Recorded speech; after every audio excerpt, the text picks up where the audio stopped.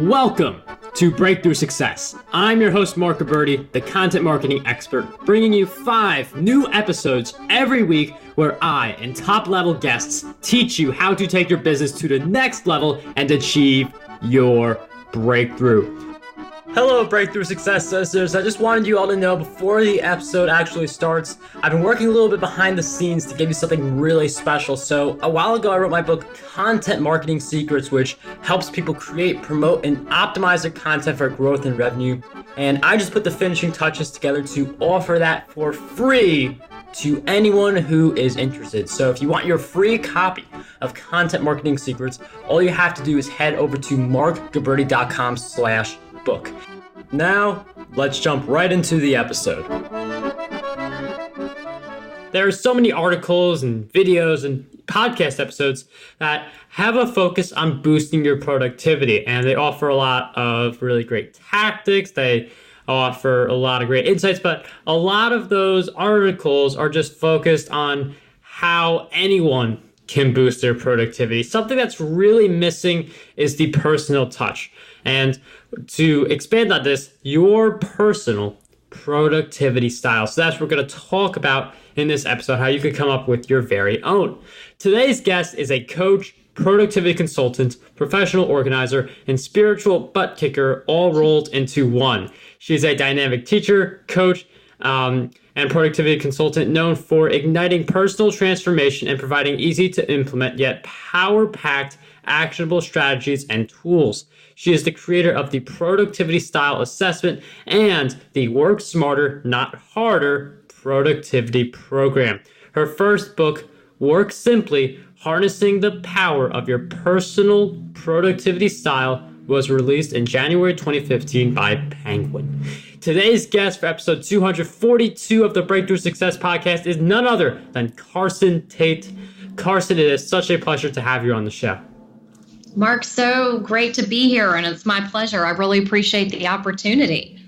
Carson, I'm really looking forward to this interview because, I've had a lot of, I've read a lot of books about productivity. I've written a lot of content about productivity, read a lot of content about productivity, but there's never really seems to be something that is just so focused on your personal productivity style, which is why I'm really looking forward to this episode. But I'd like to get a little backstory first before we jump in. So can you talk about what first attracted you to studying productivity and eventually creating the personal productivity style?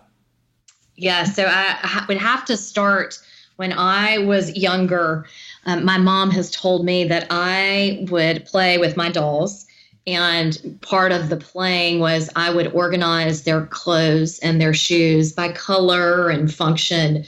So there is obviously something in me, maybe it's OCD, that really has always gravitated towards and really loves organization and structure. And so fast forward, mid-career for me, I was in outside sales and very successful. And one of the reasons I believe I was successful was because I was able to be organized and had systems. And my team started asking me questions. Well, how are you doing this? How are you doing that? And I'd never thought about that, Mark. I'd never thought about productivity as a skill or that other folks weren't just inherently doing it. So I started sharing some strategies and then left and went out on my own and started coaching clients around productivity and quickly realized that the tried and true best practices in the productivity space didn't always work. And when they didn't work, my clients would default to feeling like they were a failure, something was wrong with them, they weren't good enough. Well, the fact of the matter, it wasn't them. It was how they were trying to overcome their busyness that was the problem. And so that's what sparked the idea for me to do research and then ultimately develop an assessment. So I did all the research in graduate school and developed what we now call the productivity style assessment, because we all think and process information differently.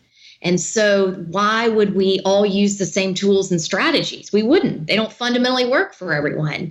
So with the assessment, what you're able to do is identify your style, which is innate. It's hardwired into you. It's cognitive. And then select tools that are going to fundamentally work for you. So you are faster, it's easier, and you don't ever feel like a failure. You know that you've got the right tools.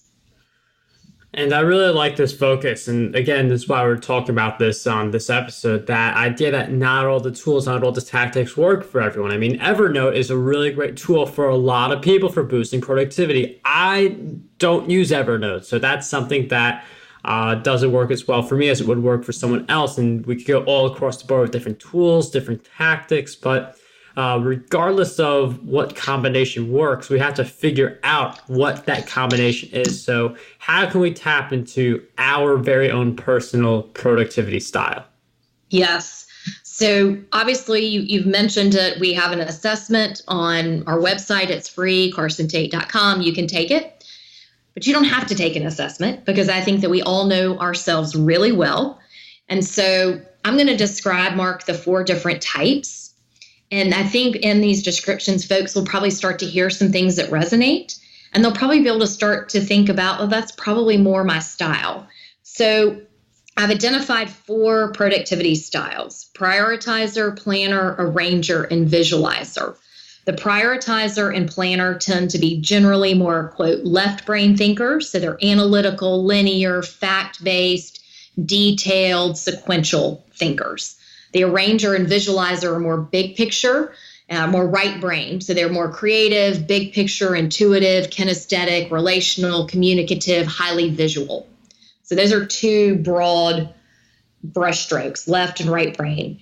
Now, the prioritizer, their thinking is characterized as being very analytical, very linear, very data oriented. These are the folks on your team, or it might be you, who sends an email that's 1 sentence or less. And if they can get away with just a couple of letters, they will. It's all about being succinct, brief, to the point. They're very goal-oriented, very outcome-focused. If you go into their workspace and want to chat about the weekend and what you're watching on TV or what concert you attended, they're going to roll their eyes. They're not interested in chit-chat. They want you to make the point and get out. They are early adopters of technology, and they tend to get a lot of work done. But it is very linear and very, very outcome-focused. The planner is slightly different in that the planner's thinking is characterized as being more detailed, more organized, more sequential. The planner is that natural project planner. They're the ones who have been known to put something on their to-do list that they've already done so they can cross it off. High drive for execution. They love lists. They love project plans. They organize their sock drawer.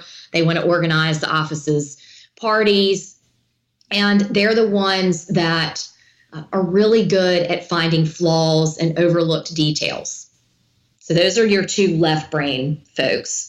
Now your arranger is that thinker who's more intuitive. They're more emotional, more communicative. They're much more kinesthetic. They're the ones that have the most expensive pens in your office, and you better not take their pens because they really like their pens. They are the ones that do their best work with and through people. Lots of color. They use color to help guide their eye, prioritization. They'll use color. They also are very intuitive around what work to do next. They know deadlines, but they think in terms of, what should I do next? And it's more of a gut feel. And then lastly, your visualizer. These are the big picture thinkers. They're your synthesizers of disparate ideas. They're the ones who are asking what's next. They are my adrenaline junkies, I like to call them. They're pushing the envelope, wanting to drive innovation. Project plans feel like straitjackets. They don't like structure. It shuts them down. Mind mapping, color, thinking about time and calendars in terms of themes really works well. They get a ton of work done and they get bored really easily. So I think your listeners and your who are really predominantly content creators can probably listen to those descriptions and start to think, that is more my style. Or again, they can always take the assessment online. And I mean, like the great thing, like you laid out so many different avatars for like different kinds of styles of productivity. And the productivity style assessment, for anyone wondering, that will be in the show notes for this episode, markberty.com/E242. But regardless of what productivity style you prefer, one of the things that we have to do is manage our attention, because we have to have the level of attention towards our work in order for it to get accomplished. So I'm wondering if you could share with us how we can manage our attention effectively. Yes. And I couldn't stress that any more than you did, Mark, just around if you can't focus, you're not going to get anything done. And so what was the insight for me when I was doing some research for my book was that there are actually two types of attention. There's involuntary attention, which is automatically triggered by external stimuli. So the ping of a new text, a pop-up of a new email message, someone honking at you. Because the involuntary attention is what 2,000 plus years ago kept us alive when we were hunters and gatherers. Then the voluntary attention is what we have control over. That's our ability to sit down and focus. All right, I'm going to do some research so that I can put together my blog post for this week. And so when we think about managing attention, what often happens is we end up focusing on one or the other. And in order to be truly effective, we've got to focus on both involuntary attention and our voluntary attention. So to manage involuntary attention, this is automatically triggered by external dings, pings, interruptions. And so we've heard it before, but it is definitely worth repeating because it works. Turning off any dings and pings on all of your technology, minimizing screens that you are not using. So having 15 windows open at one time is setting yourself up for failure.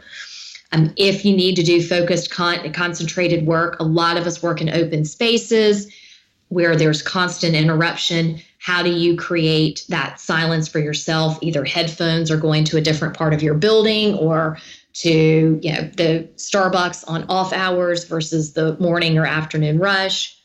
You've got to think about that involuntary attention. And then the second aspect of our attention, that voluntary attention, the one that we have control over, around strategies to manage that, it's recognizing that we're human beings, not human doings. I mean, we aren't robots. We can't work without interrupting ourselves for hours on end. Most folks can concentrate really for less than 60 minutes. So at that 50 to 55 minute mark, get up, take a break, and move and do nothing related to work. That's going to allow you to come back refreshed and able to focus for the next time period. And then the other thing to remember is that if you don't fuel yourself, good luck. So I always like to say, if you're tired, hungry, and pissed off, good luck with managing your attention. We know that sleep deprivation is a pervasive issue, and we also know that after a while, your stimulant of choice stops working. So if you want to focus, you got to get the sleep. Hunger, our brains are 70% water, and you need glucose to fire the neurons. So you've got to have some type of beverage. So snacks and water are really important. And then we forget what happens to us when we've been emotionally engaged. So all of us have tough parts of our day or difficult conversation, and trying to focus after an emotionally charged situation is hard. So what are you using for your emotional reset tools? So music is great. I love humor. So funny videos, funny pictures, and any type of physical movement are all really great ways to reset emotionally and help you focus and manage that voluntary attention. And I really like the idea of taking breaks, because if you're not taking breaks, you're just asking for burnout. And there's only so much time that we can spend focused in the zone or in the flow, depending on what you want to call it. But in other cases, some things that could drain our attention are certain people and things getting in the way. Now, I understand like you have family, the important people in your life. Those are people who you need to engage with. There are certain people and things that they just get in the way, and they don't have that same level of camaraderie as like a friend or a family member. So I'm wondering, how can we prevent certain individuals and things from getting in the way of our attention and ability to pursue our goals? It's a great question. So for me, it comes back to your priorities. So being really clear on what your professional and personal priorities are makes it easier to say yes and no. And so what you're talking about is your ability to say no to ask of time and energy and attention that aren't in alignment with your personal and professional goals. So you've got to get really clear on what those are. So for example, I'll give you a personal example. So I have a young daughter, and I learned some very hard lessons and burned out myself very early in this career. And as a result, have made some commitments and have some priorities around how many days a week I'm willing to travel. So for me, unless it is an extenuating circumstance, I will not travel more than 3 days a week. So that's a priority and a commitment. So it enables me to say yes and no to ask of my time. And that clear priority also enables me to ensure that I'm spending the time that I want to with her. And I really like how you're striking that balance between your work and your family, because if you don't want one thing to completely dominate the other. You want to be able to strike that healthy balance between the two. And one of the things like that's part of being able to use your time right. That's part of prioritizing, as Carson mentioned earlier. So I'm wondering, in addition to prioritizing, how can we invest our time wisely so that we're doing what we should be doing and getting the results that we know we could be getting with the time that we have? Yeah. So the first thing for me around time that I think is so necessary for all of us is to reframe how we think about time and to really understand that it's a commodity. So when we're working with our clients and our client organizations, it's all about time is a commodity. You can go and earn more money later, but you are not getting this 10 minutes, 30 minutes, 3 hours of your life back. So knowing that this is a finite and fixed resource is, I think, the first step, Mark, to starting to make more intentional decisions to invest your time wisely. So this is also informed by choices that I made after my daughter was born and spent the entire year on the road. And I don't have any significant memories of her first year of life. I can't go and get that year back. I can go and earn more revenue and continue to build the company, but I can't get that time back. And so when you start to look at it as a finite resource, you go back to what do you say yes and no to?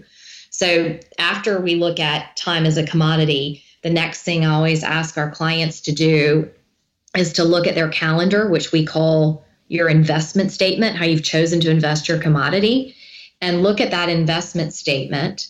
And if you look at it critically with a fresh eye, where am I in alignment with my goals? Where am I out of alignment? Is there time for rest and recovery? What story is this calendar telling me, this investment statement?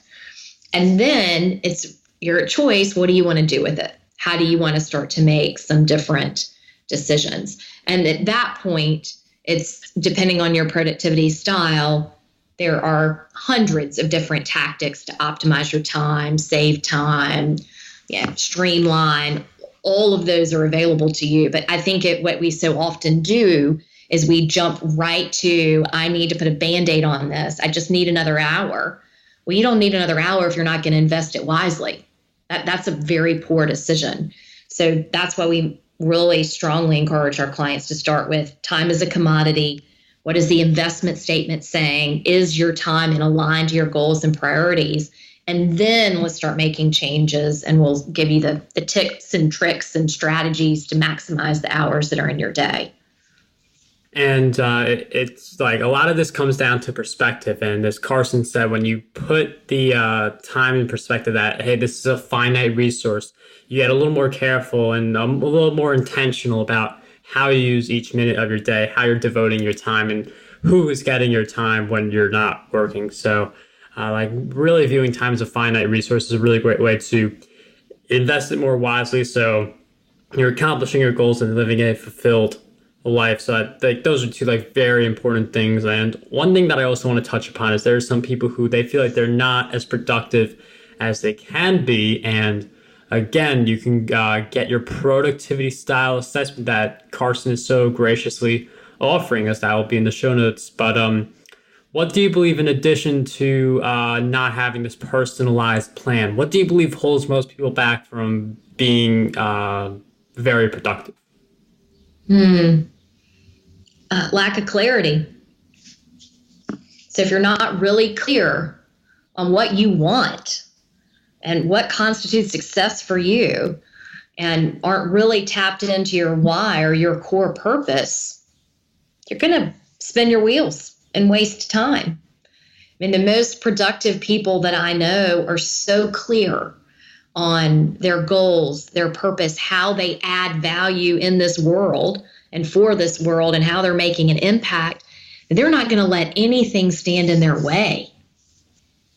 And then I think the other reason that we get caught in the busy trap is because we live in a culture that lauds busyness. I mean, our culture really, if you tell folks, how busy you are and all these meetings and emails, they're in our culture, it equates with, oh, you're needed, valued, and important.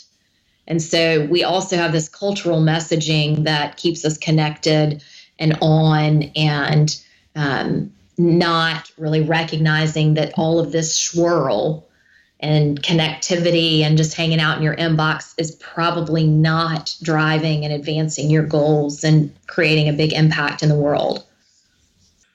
And I mean, those are some really great points about like what's holding people back. And just to like go further along on that, a lot of it is based on like how we approach each given day. It's like the scheduling, like that's something that I like to do a lot. I like to schedule the goals that I give myself into like certain times of the day so that it's easier for me to get them done. And part of the, like, as you mentioned, that whole sense of feeling busy, like being busy doesn't necessarily mean you're being productive. And I feel like part of the busyness can arouse as we experience more challenges within our journey. So with challenges in mind, I'm wondering if you could share with us one big challenge you faced in your journey and the powerful lesson you learned during that challenge. Yeah. So the one that keeps coming up tonight, I've alluded to it before, and it was my burnout moment. And so it was December 26th, the day after Christmas, and I was in our den working on Christmas lights, trying to get them to work. I hate that. One light bulb burns out. It's just a pain. And I went to try to stand up and get off the floor, and I couldn't stand. I mean, I was completely physically exhausted, emotionally exhausted, and just depleted. Even my soul was tired. And I looked back 10 days before that. We celebrated my daughter's first birthday, and I had to look in the mirror. How did I get here? Well, 6 weeks after she was born, I got on an airplane and spent the entire first year of her life on the road building the business driven by my ego. I was feeling needed and valued and important. I was busy, was doing things. But here I was on December 26th, no real memories of her first year of life. And I came across this quote, and I now know why I came across it earlier in December, by Socrates, that says, beware the barrenness of a busy life. Mark, I was doing a lot of stuff, but in service of what? And at what cost? And so I had to make some really tough decisions in that moment around working differently and choosing to live differently. And also, how am I keeping my own ego in check? Because my ego feels good it's sometimes in this swirl. And so what am I doing to fuel myself and making sure that there's enough real rest and recovery so I don't get hooked by it? And I mean, I know you've been leading up to it, but it's just amazing to hear in detail. Just like with business, like you could spend so much time on it and then lose sight of some of the other things. So again, like being able to determine at what cost you're willing to continue to expand, and also knowing what's truly important in your life, because as we also pointed out, time is a finite resource and you have to think about that as you're thinking about like where to put your time next, what to do with your life, and things like that. And one of the areas that I do recommend, I mean, I know time is finite, but if you're going to put it towards a few areas, one of those things I recommend is self-education. And for me, like reading books is my favorite way to learn. So with that in mind, Carson, I'm wondering if you could share with us 3 book recommendations that you believe would have a positive impact on us. Yes. Oh gosh, Mark, you're going to make me just narrow it down to 3. Okay. Oh, because I love books too. All right. So let's see. Okay. Well, I'm going to start with Mindset by Carol Dweck. I think, poor Carol, I think I just butchered your last name. But it's Mindset. And her whole premise is there are 2 different types. The official title of her book, Mindset, The New Psychology of Success. There's, you're either have a fixed mindset. And so for folks who have a fixed mindset, they believe that all of their abilities are fixed. So what I was born with is what I have, and that's it. Or those who have a growth mindset. And what the growth mindset folks believe that what you came in with is great, but you can grow and develop and learn and do more. And so I think it is so important that we stay anchored in a growth mindset. The second book, I'm going to recommend, because I think it really ties with what we've been talking about, Essentialism. It's Greg McKeown's book. The title is Essentialism, The Disciplined Pursuit of Less. And I think he does a really great job of helping folks focus on what's that core. What do you really need to do to drive your business forward? And I think that's really, really helpful. And then the last one, I don't really want to give you another productivity book. I spend a ton of time reading those. I just finished a book that I would recommend, High Performance Habits, written by 2 athletes. What's the official name of this? There's Brendon Burchard's book on high performance, which is really good. And then there's also another one that I had just read, also called High Performance. So I'm going to say both of the high performance books. One written by a coach at the University of Houston, that book focuses on energy management and rest and recovery, and has some really good fresh science in it. And then Brendon Burchard's book is also really good, looking at 7 habits that leaders use to optimize their performance. A little bit deeper, a little bit more on the quantitative side than the qualitative side in terms of research that the other guys are doing. Carson, thank you for sharing with us those great book recommendations. Those will all be in the show notes, marketability.com/E242. We'll also throw in my book, Content Marketing Secrets, in the show note as well. You can head over to marketability.com/book to get your free copy. All you have to do is pay for the shipping. And before we wrap up this episode, Carson, I've asked you several questions throughout our time together, but what do you believe is one question that we need to be asking ourselves more often? What would I not be doing if I said yes to this commitment, this ask, or this request? Carson, thank you for sharing with us that question. I really like that because every yes is a no to something else. And I really like that question. Thank you for sharing all of your great insights. If you guys want to learn more about Carson, head over to carsontate.com, carsontate.com. And don't forget to grab your productivity style assessment over there, which that will be in the show notes. But it's really good to get an idea of what your personal productivity style is so you can better optimize your productivity. So get your productivity style assessment today. Carson, I can't thank you enough for sharing all of your great insights with us and being a guest on the Breakthrough Success podcast. Mark, thanks so much. I really appreciate the opportunity, and thanks to all your listeners for their time. Really appreciate that as well. How does over 100 retweets per day sound to you? My free ebook, 27 Ways to Get More Retweets on Twitter, has you covered. I use the methods within this ebook to get over 10,000 retweets every single quarter. To learn